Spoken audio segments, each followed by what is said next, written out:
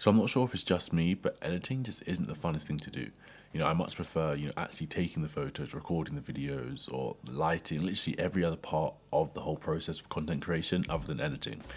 Maybe it's just me, but I just find it quite tedious, cutting the timeline, making things fit, putting things to the music, and it's just it gets a bit long. And it's not like I haven't learned the software, I haven't learned all the keyboard shortcuts to make it as smooth as possible, but I just feel like there's always been something missing where I could just speed it up.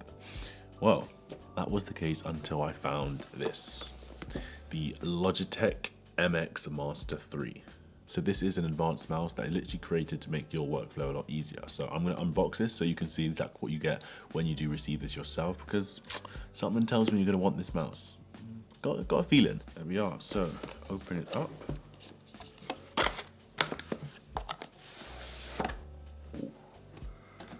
So it comes inside this nice matte black box that you can kind of see my grubby little fingerprints on. And we open this up. And there you are. So inside we have the mouse, we have this Bluetooth receiver, and another box.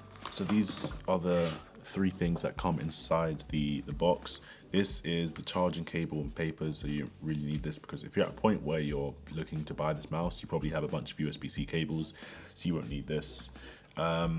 Just this obviously charged by USB and this. So if we go on to this first, just because again, it's something you probably won't need, but this is essentially just the receptor. So obviously a Bluetooth signal goes from this into this, and you can plug this into your laptop or your computer if you have a USB-A port, but most people now use USB-C. Well, if you're on Mac anyway, on the Apple ecosystem, it is USB-C. So you can obviously use a dongle to convert this and put it in, but if you're like me, you don't want to give up a port, you don't want to be carrying around a dongle, so you can just use the direct Bluetooth capabilities that go from the mouse to the computer. And now if we get onto the actual mouse. So as I said, to the average person, it does look like a regular mouse, maybe more of an ergonomic one that your thumb can kind of sit on more comfortably. But yeah, this mouse isn't just normal mouse because it has 7 different buttons and 2 scroll wheels, much more than the average mouse. The average mouse has the 1, 2 and a scroll wheel, but this, as I said, 7 buttons. Ridiculous. But what makes this so great is that it's not just 7 buttons for no reason, but it's 7 buttons that can all be customized depending on the program you're on. So I'll go ahead and show you how powerful this mouse can be when you do connect it up to your computer. So if we start on, this is what you look at when you first download the program that comes with the mouse. So when you just go on the Logitech website, download this program, and this is where you'll control the mouse essentially.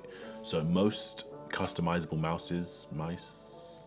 the most you can do usually with a mouse is customize how fast you can track around and how fast the scroll wheel is. But obviously on this you have a lot more options. So if we click onto this, we can see we are inactive at the moment. If we just turn this on,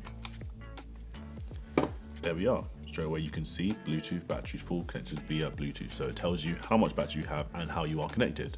And just before I do move on, actually, if you look at this here, if I get this right in the center, there we are. You can see that there's kind of a 1, 2, 3 option here.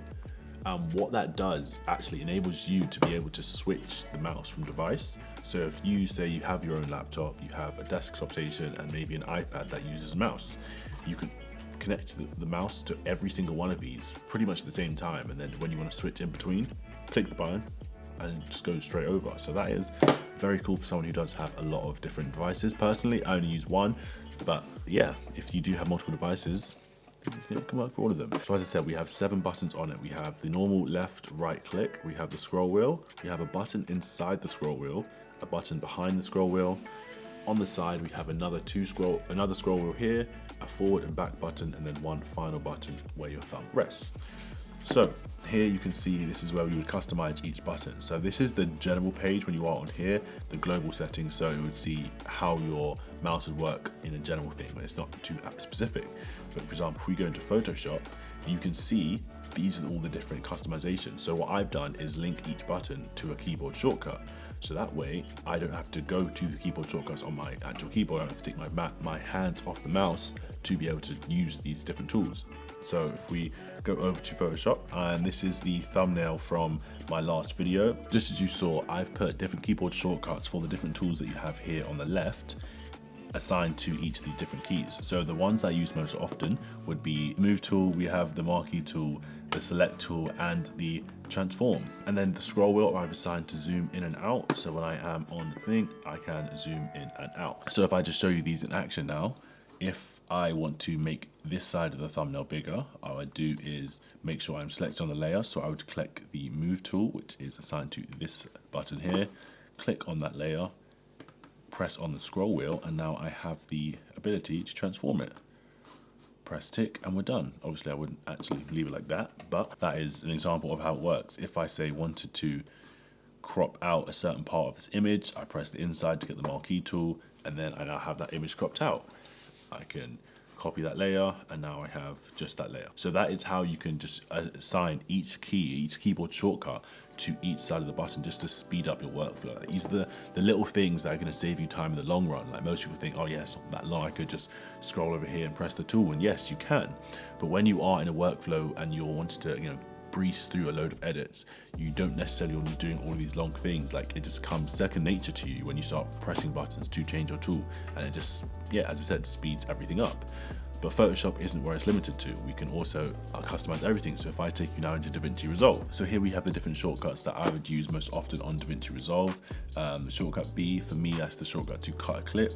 We have the undo, so if I've made a mistake, horizontal scroll, just so we can go through the timeline, and then we have the copy and paste. Because a lot of times where there's maybe a clip that I've zoomed in, let's say for example I'm making content for social media, the timeline, when I drop things in, they don't fit the portrait type, the portrait resolution, that's it. So I would have to copy the clips. Once I've made the changes to one, I would have to copy that over. So I've just made all these little things that I use most often, just making it a lot quicker to do these individual things. So if we go over to DaVinci Resolve, and again, as I said before, you can just press this and you can go here. Because that's something I do like about this mouse, that you almost get the functions that you can use with a trackpad with this mouse. Like, something I like doing when I am using a trackpad is to 4-finger swipe, so I can go from one screen to another.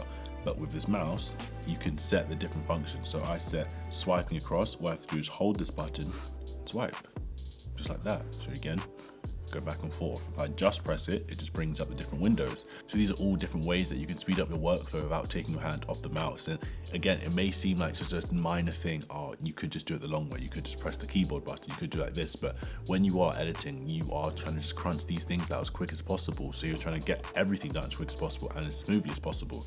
So once you learn these different shortcuts, just like you learn the keyboard shortcuts, it makes the whole process easier. So as I said, if we go into DaVinci Resolve, and I have this clip here from, again, last week's video. Let's say I want to zoom this in 1.53 times for whatever reason, and I want to do that to the next clip. So I would usually have to have a right click and press copy, or obviously the keyboard Command C or Control C, go on to the next clip, right click on that and go to paste attributes. But to speed this up, I can press copy with just this button here. That's copied it. Go on to the next clip now and press the button I have behind there, attributes, zoom, done. So now this is done 1.53 times, and it's just like that. Again, to scroll around, I can just scroll just with this, so I can go up and down the keyboard and scrub around. If I want to cut this clip, instead of pressing the keyboard shortcut or going to the slice tool, I can just clip cut. If I made a mistake, undo. Just like that. These things just make the whole process easier. I guess that's pretty much it. There's not too much to it. At the end of the day, it is a mouse that can make your life a lot easier. And as I said, you can customize this from literally any application on your device. I've done it for Lightroom, Google Chrome, so using this here, I can scroll through different tabs on Google Chrome. And yeah, it just makes your life a lot easier, a lot quicker than having to take your hand off the mouse. And it sounds very lazy, but as I said, when you are editing, you just want these things to run as smoothly as possible. You want the whole process to be as easy and as flawless as possible. So if you are looking to improve your workflow, I recommend the Logitech MX Master 3. So yeah, that's pretty much it. It's a bit of a shorter one today, but I just wanted to tell you about something that I've been using that has helped improve my workflow. So if you have got a lesson, a laugh, or a light bulb moment from this video, I'd really appreciate if you could drop a like down below. And if you're feeling extra nice, you could hit the subscribe button. But with all that being said, I will catch you in the next one. See ya.